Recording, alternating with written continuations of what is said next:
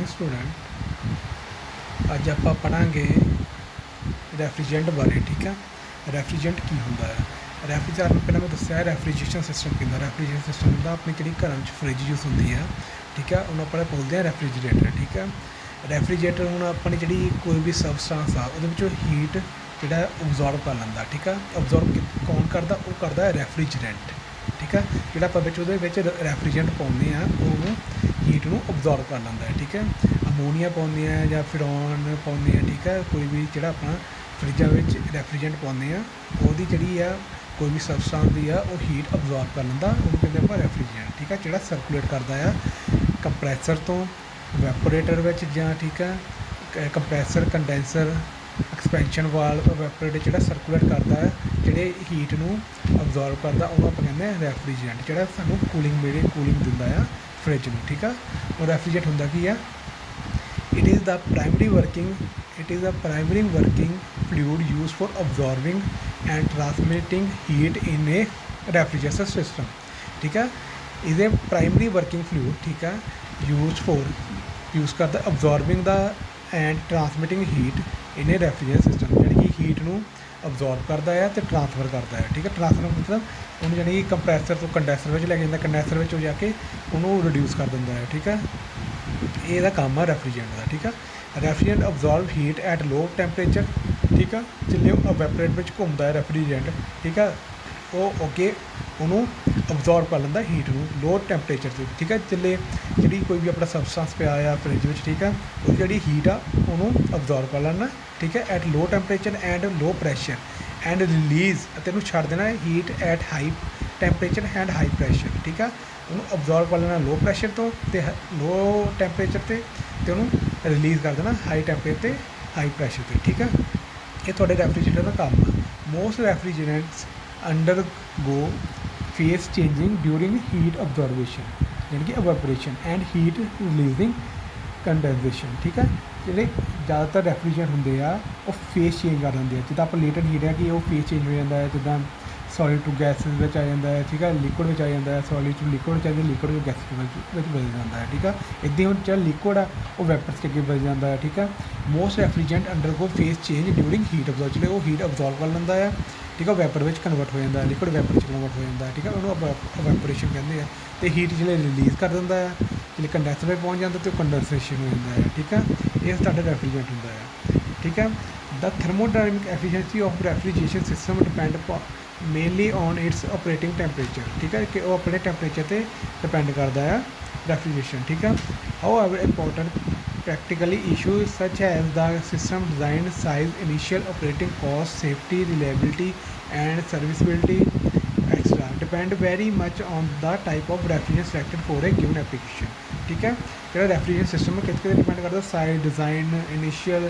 ठीक है, operating cost, safety सब तो डिपेंड करता है, रिलायबिलिटी से भी डिपेंड करता है। ठीक है, टाइप ऑफ रेफ्रिजरेंट कि आप यूज़ करते हैं, फिरॉन यूज़ करते हैं, अमोनीया यूज़ करते हैं, आप नैक्सट पढ़ाएंगे कितने टाइप से रेफ्रिजरेंट होंगे हैं। ठीक है, due to several environmental issues such as ozone layer depletion, global warming and their relation to the various refrigerant use. ठीक है, the selection of the suitable refrigerant has become one of the most important issue in recent time. कि यानी कि ਜਿਹੜੇ global warming वगैरह होंगी है, इसे हीटिंग करके होंगी है। ठीक है, इसलिए रेफ्रिजरेंट यूज सिलेक्ट करने तो पहला। ठीक है, उन्होंने यूज़ करने तो पहले सिलेक्ट चंगी तरह देखना चाहिए वो की प्रॉपर्टीज है, की यूज़ है। ठीक है, की वो फायदे है रेफ्रिजरेंट के, की प्रॉपर्टीज हैं। ठीक है, पहले आप सब तो पहला उन्होंने देखते हैं। ठीक है, वो साढ़े लिए इंपॉर्टेंस है। ठीक है,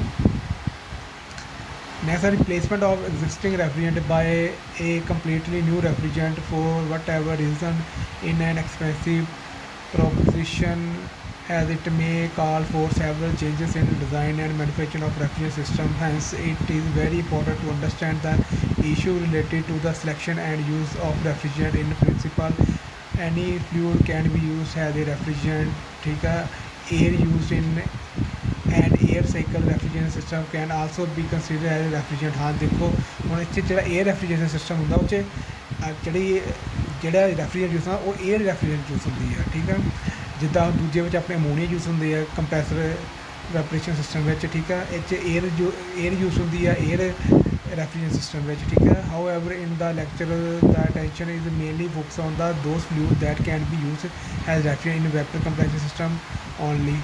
ठीक है. प्राइमरी एंड सेकेंडरी रेफ्रिजरेंट होंगे, दो टाइप के रेफ्रिजरेंट होंगे, प्राइमरी एंड सेकेंडरी. ठीक है. Fluid suitable for refrigeration purpose can be classified into primary and secondary refrigeration. Primary refrigerant किहड़े होंगे आ और those fluid which are use directly as a working fluid, जिहड़े सीधे यूज़ कर ले जाते हैं. ठीक है. यानी कि फ्रिज में उन्होंने पा सर्कुलेट करन लई लगा दी जाती है. ठीक है. उन्होंने कहते हैं प्राइमरी रेफ्रिजरेंट. ठीक है. Which are use directly as working fluid, for example in vapour compression and vapour absorption refrigeration system. ठीक है. वैपर कंप्रैशन यानी कि सीधी उन्होंने डायरैक्टली यूज़ किया, सीधी कंप्रैसर च गया, कंडेंसर च गया, एक्सपेंशन वाल्व च गया तो वैपरेटर च गया, सीधे यूज़ हो रहा है. ठीक है. उन्होंने कहते हैं primary refrigeration. When use in compression या absorption system these fluid provide refrigeration by undergoing a phase change process in evaporator. यानी कि ਉਹਦੇ ਜਦੋਂ ਆਪਾਂ ਕੰਪਰੈਸਰ ਤੋਂ ਕੰਡੈਂਸਰ 'ਚ ਜਾਂਦਾ ਹੈ, ਹੀਟ ਰਿਡਿਊਸ ਹੋ ਜਾਂਦੀ ਹੈ. ਠੀਕ ਹੈ. ਅੱਗੇ ਐਕਸਪੈਂਸ਼ਨ ਵਾਲ 'ਚ ਜਾਂਦਾ ਹੈ, ਫਿਰ ਵੈਪਰੇਟ ਜਾਂਦਾ, ਵੈਪਰੇਟ 'ਚ ਜਾ ਕੇ ਉਹਦਾ ਫੇਸ ਚੇਂਜ ਹੋ ਜਾਂਦਾ ਹੈ. ਠੀਕ ਹੈ. ਕਿਉਂਕਿ ਉਹਨੇ ਹੀਟ ਅਬਜ਼ੌਰਬ ਕਰ ਲੈਣੀ ਜਿੱਥੇ ਤੁਹਾਡਾ ਕੋਈ ਵੀ ਸਬਸਟੈਂਸ ਪਿਆ ਆ. ठीक है. Has the name of apply secondary refrigerant are those liquid which are use for transmitting thermal energy from one location to other. ये उत्थे यूज होंगी है for transmitting thermal energy from one location to other. Secondary refrigerant are also known under the name brine और antifreeze. इन्हों antifreeze भी कहते हैं, brines भी कहते हैं. ठीक है. Of course if the operating temperature above 0 degree Celsius the pure water can also be use as a secondary refrigerant. ठीक है. जिथे टैंपरेचर हो जाए 0 डिग्री सेल्सियस उत्थे जो प्योर वाटर कैन आल्सो भी यूज एज ए सेकेंडरी, उन्होंने भी सेकेंडरी रेफ्रिजरेंट कहते हैं. For example large air condition system, जिथे एयर कंडीशन सिस्टम होंगे वो भी होंगे सेकेंडरी रेफ्रिजरेशन सिस्टम. ठीक है.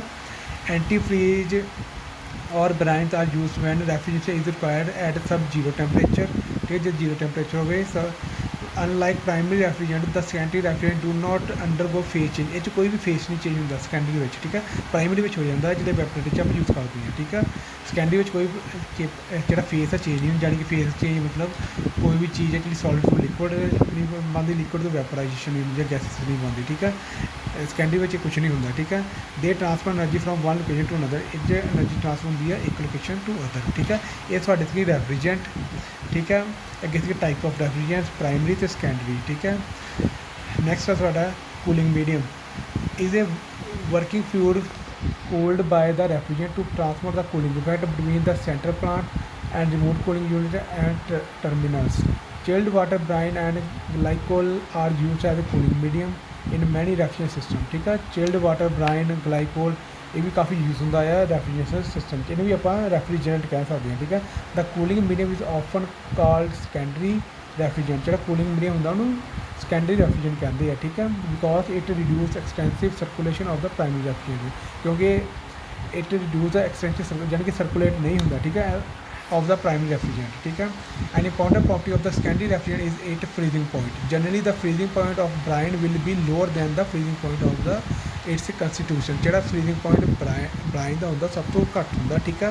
The temperature at which freezing of the brine takes place depend on the its construction. जी फ्रीजिंग पॉइंट का कंस्ट्रक्शन से डिपेंड करता है. ठीक है.